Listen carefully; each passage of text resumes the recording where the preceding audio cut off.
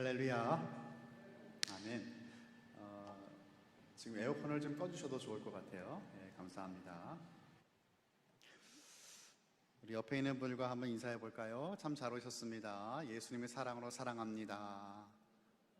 예. 우리 한 가지만 더 덧붙여 볼까요? 즐겁고 좋은 추석 되세요 라고 한번 인사해 볼까요? 즐겁고 좋은 추석 되세요. 예, 풍성한 추석 되십시오. 내일부터 수요일까지 민족 최대의 명절 추석 연휴가 시작이 됩니다. 어떤 분들은요, 설과 추석 중에 어느 명절이 민족의 진짜 최대의 명절인지를 묻는 분들도 계십니다. 설과 또 이제 설도 우리가 이제 설의 명절도 민족의 최대 명절이라 하기 때문이죠. 설과 추석 중에 어느 명절이 최대 명절인지 구별하기가 어렵고 또 어떤 관점에서 보냐에 따라서 그 해석이 달라질 수 있겠지만 어떤 사람들은 추석이 설보다 이동 인원이 전국적으로 더 많기 때문에 추석이 더 큰 명절이라고 하는 분들도 보았습니다. 작년부터 코로나로 인해서 상황이 많이 달라졌긴 했지만 명절 연휴가 되면 고향을 찾는 그 귀성객들로 민족 대이동이 일어나곤 합니다. 그 수가 설보다는 추석이 좀 더 많다고 하는 것이겠죠. 추석이 다른 명절과 비교되는 말이 또 있는데요. 이런 말 들어보셨죠? 더도 말고 덜도 말고 한가위만 같아라 라고 한 말이 있습니다. 아마도 농업이 생업의 중심이었던 때에는 곡식이 익어가는 추석 무렵은 한 해 중에 가장 풍성한 계절이었기 때문에 그런 말이 나온 것 같습니다. 우리 조상들에게는 살만 나는 때가 추석 때였던 것이죠. 그런데요, 죽을 것 같다가도 살 수 있을 때는 우리에게 어떤 때일까요? 그때는 하나님의 말씀이 임하는 때입니다. 예수님께서 말씀하십니다. 마태복음 4장 4절의 말씀인데요. 기록되었으되 사람이 떡으로만 살 것이 아니요 하나님의 입으로부터 나오는 모든 말씀으로 살 것이라 말씀하셨어요. 아무리 먹을 음식이 풍족하여도 하나님의 말씀이 없다면 굶주리게 되는 것입니다. 아모스 8장 11절의 말씀을 보시면 또한 이런 말씀이 있습니다. 주 여호와의 말씀이니라. 보라, 날이 이를지라 내가 기근을 땅에 보내리니 양식이 없어 주님이 아니며 물이 없어 가람이 아니요 여호와의 말씀을 듣지 못한 기갈이라. 양식이 없어서 배고픈 게 아닙니다. 물이 없어서 목이 마른 것이 아니라는 것입니다.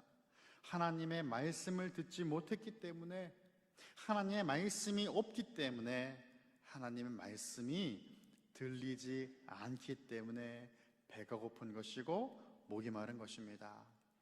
우리의 창고에 먹을 음식이 많다고 여유롭게 여기시면 안 됩니다. 하나님의 말씀을 소유할 때 참된 넉넉함과 참된 배부름이 온다라는 것을 믿으시기 바랍니다. 말씀 앞에 세워진 이 시간, 우리 모두 목마른 사슴이 시내를 찾기에 갈급함같이 하나님의 그 말씀을 사모하는 우리 모든 성도님들이 다 되시기를 예수님의 이름으로 축원합니다. 오늘 함께 살펴볼 말씀, 시편 119편의 말씀은요, 참으로 특이한 시편입니다. 성경에서 가장 많은 구절이 있는 장이에요. 시편 119편은 총 176절로 구성되어 있습니다. 8개의 절식, 22개의 단락으로 구성이 되어 있는데 이 22개의 단락이 참으로 중요해요. 히브리 알파벳이 총 22개가 있기 때문입니다. 매 절의 각 문장이 히브리 알파벳 22자의 순서대로 시작이 됩니다. 히브리어의 첫 알파벳이 알레프이고 마지막이 타부인데요. 이 22개의 문단이 각 알파벳으로 시작되는 것입니다. 이러한 형태의 시를 영어로 아크로스틱이라고 불러요. 그러니까 우리나라 자음으로 따지면 1절부터 8절까지는 기역으로 시작되는 단어로 시작이 되는 것이고, 또한 9절부터 16절까지는 니은으로, 그리고 17절부터 24절이 디귿으로 시작되는 그런 형태가 되는 것입니다. 한글로 번역된 성경으로 보면은 우리는 잘 모를 수 있지만 히브리 원문을 성경을 보시면 그렇습니다. 아크로스틱 시이기 때문에 이 단어를 맞춰야 되었습니다. 그래서 첫 단락에서 마지막 단락까지 어떠한 하나의 통일된 스토리나 흐름을 찾아보기는 어려워요. 그런데 시편 119편의 이 매 문단마다 공통적으로 강조되는 주제들이 있습니다. 그 주제가 바로 하나님의 말씀이에요. 오늘 본문은 곤경에 처한 성도가 하나님의 말씀을 붙들고 그 하나님 약속의 말씀에 의지해서 하나님께 구원을 간구하는 말씀입니다. 이 모습은 성도의 특권이에요. 하나님께 기도할 수 있는 특권은 오직 하나님의 자녀에게만 주어진 것입니다. 죽어가는 우리의 영혼이 어떻게 하면 다시 살아날 수 있을까요? 소생될 수 있을까요? 어떻게 하면 산소 호흡기를 떼고 활력 있는 삶을 살아갈 수 있겠습니까? 저는 두 가지로 말씀을 여러분과 나누고자 합니다. 첫 번째는 하나님께 부르짖을 때 우리는 살 수 있습니다. 145절부터 보시면요, 145절부터 147절까지의 말씀을 보시면 이 세 개의 구절에 반복되는 말씀이 있어요. 그 반복되는 말씀이 바로 부르짖었사오니라는 말씀입니다. 우선 145절을 우리 한번 같이 읽어보기 원합니다. 시작. 여호와여, 내가 전심으로 부르짖었사오니 내게 응답하소서. 내가 주의 교훈을 지키리이다. 아멘. 하나님께 직접적으로 드리는 기도가 되는데 그냥 기도하지 않습니다. 어떻게 기도하냐면은 전심으로 기도하였어요. 전심으로. 여러분, 전심 한문이죠. 영어로 하면 이게 이제 all my heart, 나의 모든 마음을 다해서, 내 마음에 다른 마음이 조금도 없는 상태가 전심이에요. 다른 길을 찾지 않고 나의 모든 마음으로 오직 하나님 한 분을 찾는 것입니다. 우리는 하나님을 섬길 때 이렇게 전심으로 섬겨야 합니다. 거짓도 꾸밈도 없이 진정한 그 마음으로 하나님께 나아가야 되는 거예요. 시편 기자는 그렇게 전심으로 하나님께 부르짖어요. 147절의 말씀을 보시면요, 내가 날이 밝기 전에 부르짖으며 라고 말씀하는데, 날이 밝기 전에 부르짖는데 무엇을 바라고 있어요? 주의 말씀을 바라싸우며, 하나님의 그 말씀을, 나에게 해주실 말씀을 간절히 소망하면서 하루의 시작을 바라보는 거예요. 또한 147절은요, 이것을 조금 더 부연 설명하고 있는데, 이 말씀을 또 우리 한번 같이 읽어볼까요? 148절입니다. 148절 시작. 주의 말씀을 조용히 읊조리려고 내가 새벽에게 눈을 떴나이다. 아멘. 내가 새벽녘에 눈을 떴나이다 라고 말씀하고 있어요. 이 말씀을 이제 원어로 보시면 이 새벽녘이라고 하는 그 말은 불침번의 의미가 있어요. 불침번. 이제 밤에 일어나 있는 그 상태죠. 근데 무언가의 어떤 특별한 이유가 있기 때문에 목적을 가지고 깨어 있는 그 상태, 불침번이에요. 근데 이 말씀을 영어로 이렇게 보면요, 그 의미가 이렇습니다. 제가 번역을 한번 해봤는데, 불침번으로 인해 나의 눈은 뜬 상태입니다 라고 하는 의미예요. 그런데 왜 뜬 눈으로 밤을 보내겠습니까? 말씀의 148절에 주의 말씀을 조용히 읊조리려고 말씀하는 것입니다. 하나님의 그 말씀을 묵상하고 또 묵상하고 기도하는 것을 반복하다 보니까 밤을 뜬 눈으로 보내게 되는 거예요. 하나님에 대한 그 열심이 있는 것이죠.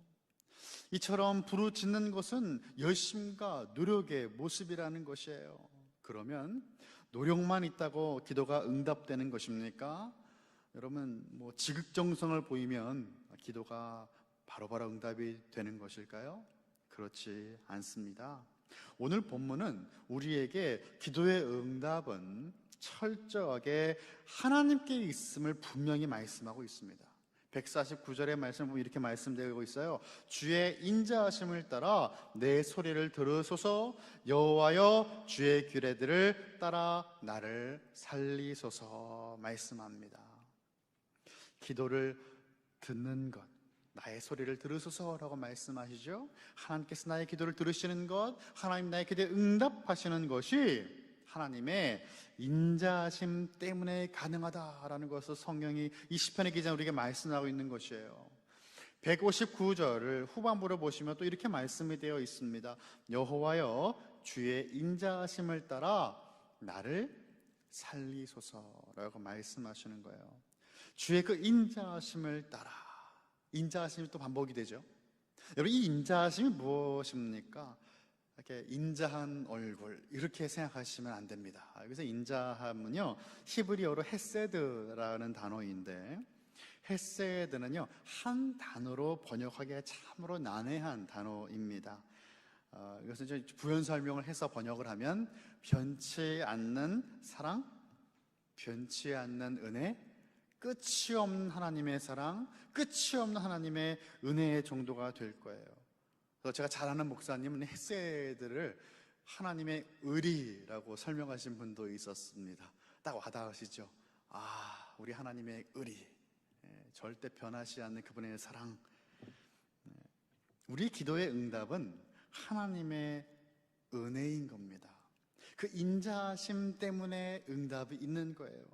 또한 시편의 기자는 하나님의 말씀을 따라서 자신을 살려달라라고 간구하고 있는데요, 하나님의 말씀에 근거하여 나를 살려달라는 것입니다. 내가 원하는 소원을 들어주는 정도가 아니고 하나님의 뜻이 우리 기도를 통해서 이루어지는 것이 바로 기도의 응답이라는 것을 오늘 본문은 우리에게 말씀하시는 거예요. 하나님의 약속의 말씀의 중심에는 무엇이 있습니까? 말씀을 기반으로 하는 기도, 그 하나님의 말씀의 중심에는 무엇이 있어요? 하나님을 믿는 자를 의롭게 여기신다라는 것이죠. 오직 의인은 믿음으로 말미암아 살리라. 믿으면 의로워진다.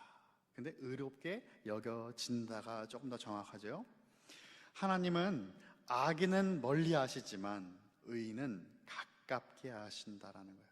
그리고 의인의 그 기도를 들으신다라는 것이 바로 약속의 말씀입니다. 145절에서는요 내게 응답하소서라고 했던 기도의 부분이 146절로 넘어가면요 나를 구원하소서라고 바뀌어지게 돼요. 여러분, 시편을 우리가 묵상할 때가 종종 있습니다. 그런데 시편은 어떤 신학적인 책이 아니고요, 이것은 신앙의 고백들의 어떠한 모음이죠. 찬송 아니겠어요? 그래서 우리가 많이 부르는 찬송가 중에서 시편을 기반으로 한 찬송가가 참 많이 있죠. 시편을 묵상할 때 우리가 유의해야 될 점은 공통점과 차이점을 주의 깊게 살펴보는 것입니다. 시편의 기자는요 처음에는 응답을 간구했어요. 하나님 내게 응답해 주세요. 그런데 그가 정말로 간구했던 응답은 어떠한 간구였을까요? 구원이었다라는 것이죠. 구원. 정말로 그 삶에서 간절히 하나님께 응답이 필요했던 부분은 구원이었다. 그래서 구원을 전심으로 지금 간구하고 있는 거예요. 부르짖으면서 간구하고 있어요. 그런데 어떤 상황이었길래 과연 이러한 기도가 있었을까요? 150절의 말씀을 보면요 그의 상황이 등장하고 있죠. 150절입니다. 우리 또 한번 같이 읽어볼까요? 시작. 악을 따르는 자들이 가까이 왔사오니 그들은 주의 법에서 머니이다. 아멘. 악을 따르는 자들이라고 하는 부류들이 등장을 했어요. 이 악을 따르는 자들이 지금 시편의 기자에게 가까이 온 거예요. 그냥 가까이 왔다라는 것이 옆에 그냥 이렇게 서 있는 그러한 위치적인 설명이 아니고 이 표현은 조금 더 역동적인 표현이라고 할 수가 있어요. 지금 이 악을 따르는 이 대적들이 지금 이 시편의 기자를 공격하기 위해서 목전까지 파고들고 있는 아주 긴박한 상황이라고 볼 수가 있습니다. 악을 따르는 자, 그런데 또 여기서 이 따르다라고 하는 말을 우리가 좀 더 살펴볼 필요가 있습니다. 도대체 악인은 어떠한 존재의 사람들인가? 여기 따르다라고 하는 말은요, 뒤를 쫓다, 추격하다라고 하는 뜻입니다. 그러니까 이 악이라고 하는 그 악을 잠시 흉내내거나 잠시 실수로 그 악을 행하고 범한 것이 아니고 지속적으로 악을 추격하는 그 모습, 악을 따르는 모습이 바로 악인의 모습이에요. 그런데 여기서 악을 따르는 자들을 또 설명하는데 어떻게 설명이 되고 있냐면 그들은 주의 법에서 머니다 라고 말씀하고 있고요, 155절을 보면 그들이 주의 율례들을 구하지 아니함이니이다 라고 말씀해요. 또한 158절의 말씀 보면 주의 말씀을 지키지 아니하는 거짓된 자들이라고 말씀합니다.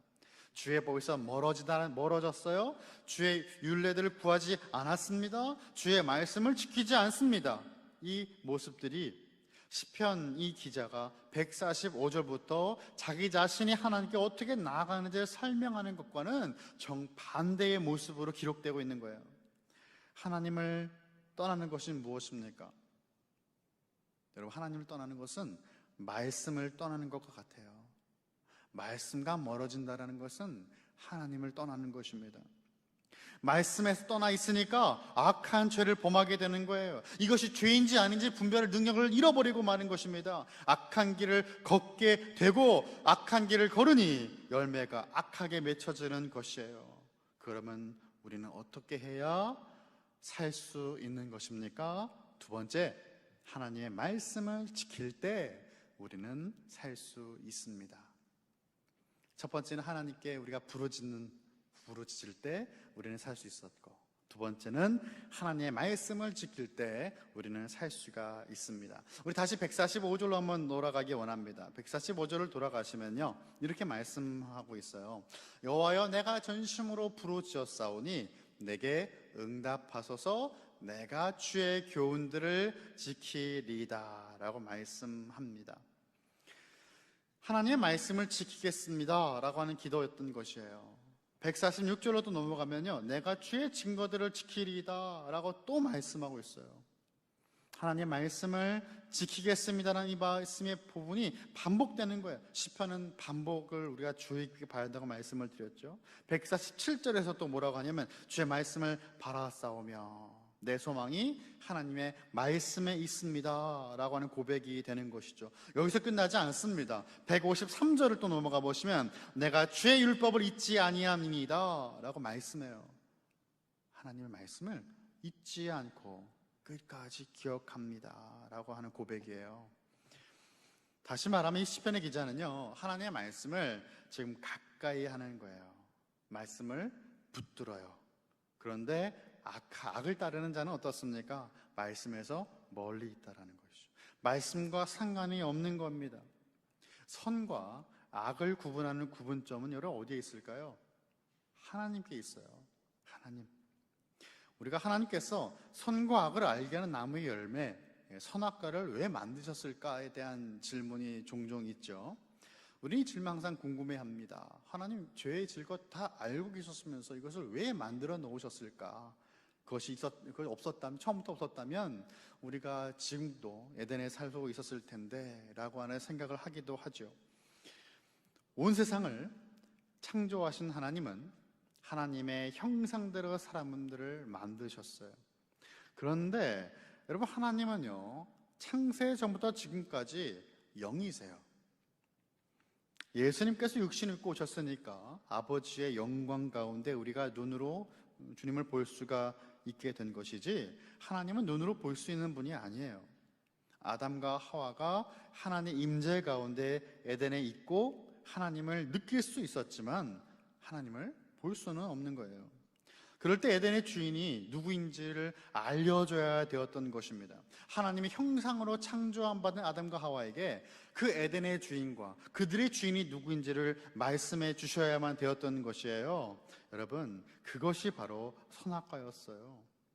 아담과 하와는 에덴의 주인이 아닙니다. 하나님이 그 땅의 주인이신 거예요. 그것을 구분하는 구분점이 바로 선악과였다라는 것이에요. 다른 것은 다 먹어도 되지만 그것은 먹지 마라.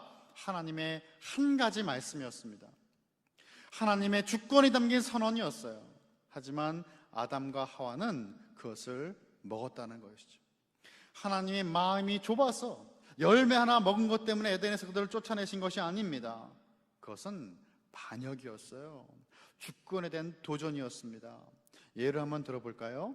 하인이 한 명 있습니다. 주인이 하인에게 모든 것을 다 맡겼어요. 그리고 그 주인은 여행을 떠납니다. 주인이 돌아올 때가 됐는데 안 와요. 10년, 20년을 하인은 그 집에서 삽니다. 그러면 하인은 어떤 마음이 들까요? 그 모든 집의 물건들과 집이 마치 자신의 것이라고 착각하며 살아가는 거예요. 집의 규칙도 지키지 않고 자기가 살고 싶은 방식대로 살아갑니다. 이 모습이 타락한 인류의 모습입니다. 그 집의 규칙은 주인이 만든 규칙이죠. 규칙은 주권을 나타내고 있는 것이고 우리는 그것을 하나님의 말씀이라고 하는 것입니다. 그런데 본문은 하나님의 말씀과 멀리 있는 이들을 악인이라고 하였죠. 그러면 말씀을 지키는 이들을 악의 반대인 선으로 표현해야 하는데, 선한 이는 오직 한 분밖에 없다고 성경은 우리에게 말씀하세요. 그분은 하나님이시잖아요. 선한 분은 하나님은 선한 분. 우리는 말씀을 지키고 따를 때 여러분 선해지지 않습니다. 우리는 의로워집니다. 그래서 악인과 반대는 선인이 아니고 의인이라고 하는 거예요. 의롭게 여겨지는 사람이 우리가 말하는 의인입니다. 악인에 대한 표현 하나 더 볼까요? 155절입니다. 155절의 말씀을 보시면 이렇게 말씀하고 있어요.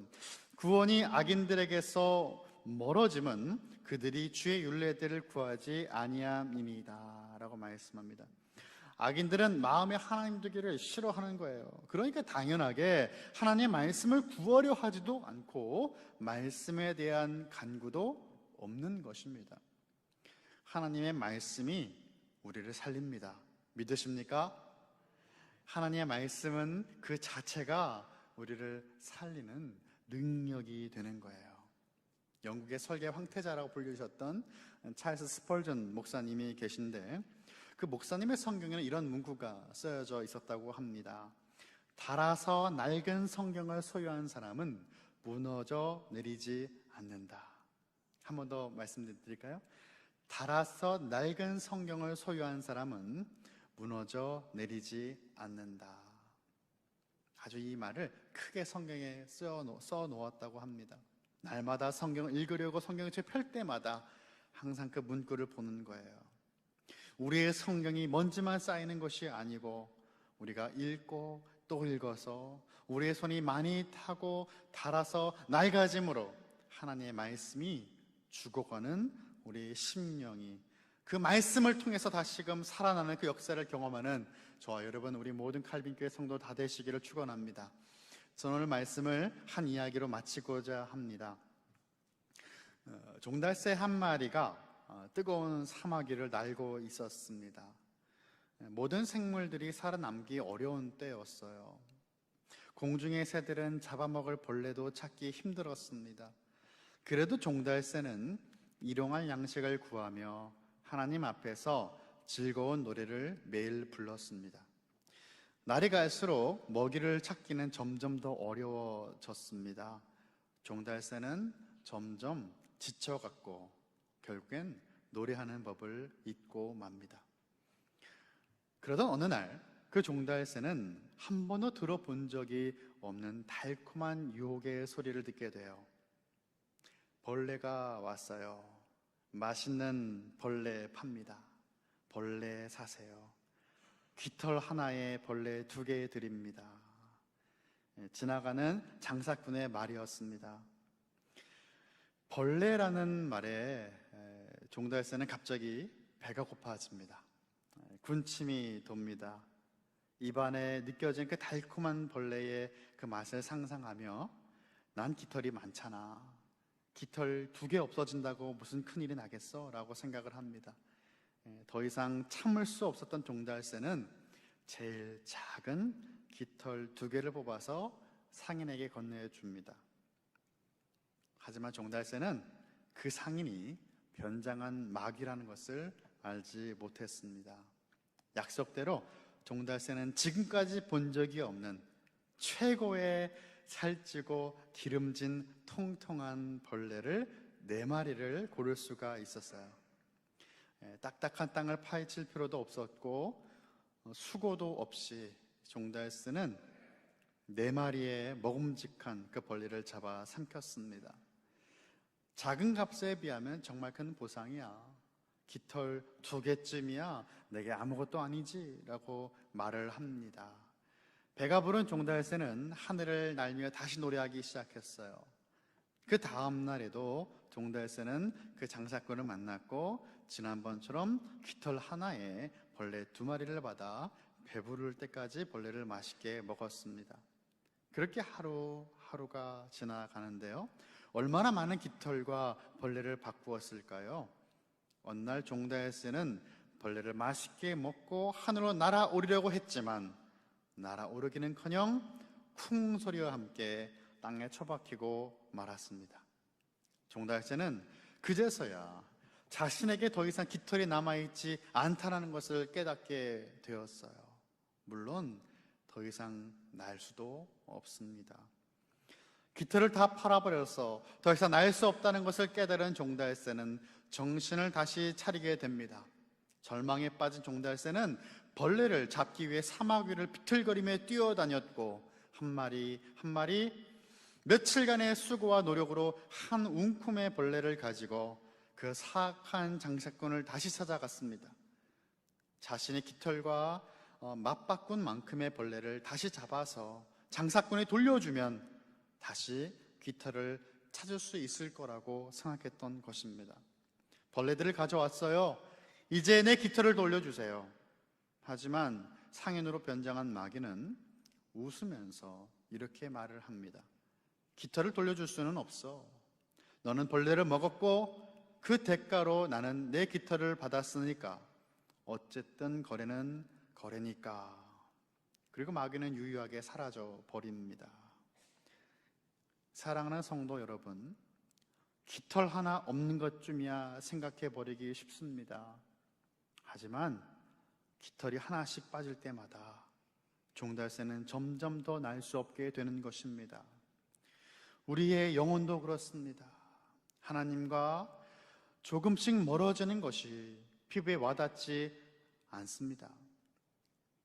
예배 한번 빠지는 것쯤이야, 말씀이야, 시간 나면 읽으면 되지, 새벽기도 코로나 끝나면 가면 되는 거야, 이번 한 번만 괜찮겠지, 이렇게 우리는 생각하지만 점점 우리의 영혼은 죽어가는 것입니다. 내 눈앞에 보여지는 수많은 유혹 속에서 하나님과의 관계를 포기하게 되는 거예요. 우리가 벌레를 얻기 위해 깃털을 포기할 때 하나님의 마음은 무너집니다. 하지만 우리가 우리의 깃털을 다시 사오려고 노력할 때 하나님의 마음은 더 무너집니다. 왜냐하면 오직 하나님만이 우리의 깃털을 되돌려 놓을 수 있기 때문입니다. 말씀을 마칩니다. 우리가 다시 날아오르기 위해, 우리가 다시 살기 위해서는 하나님께 나아가야 합니다. 돌아가야 합니다. 하나님께만 간구해야 되는 것입니다. 하나님께만 부르짖어야 되는 것이에요. 결국엔 기도와 말씀입니다.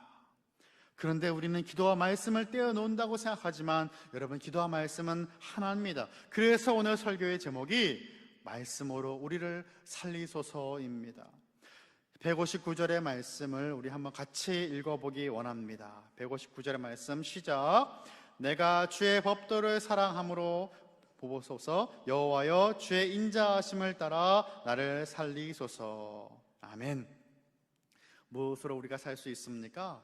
말씀을 보니까 하나님의 말씀을 사랑하는 사람은 살 수 있다라고 말씀을 하시는 겁니다.